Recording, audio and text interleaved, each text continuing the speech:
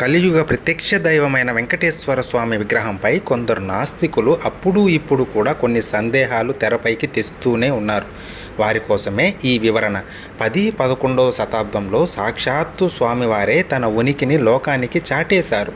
అది ఎలాగంటే, అప్పుడు ఆ కాలంలో స్వామివారి ధ్రువబేరంపై భిన్న అభిప్రాయాలు ఉండేటివి. శంకుచక్రాలు లేని దేవుడు వెంకటేశ్వరుడు ఎలా అవుతాడని ప్రశ్నిస్తే, అందుకు శ్రీ రామానుజుల వారు పురాణాలలోని శాస్త్రీయ ప్రమాణాలు చూపి ఒప్పించే ప్రయత్నం చేశారు. పురాణాలలో శంకుచక్రాలు తొండమానుడికిచ్చిన వైనం కూడా చెప్పారు.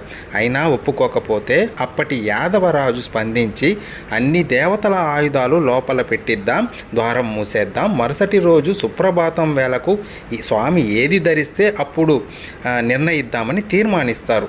ఆశ్చర్యం ఏంటంటే, మరునాడు ఉదయం స్వామివారు శంకుచక్రాలు ధరించి అందరి సందేహాలను పటాపంచలు చేస్తారు.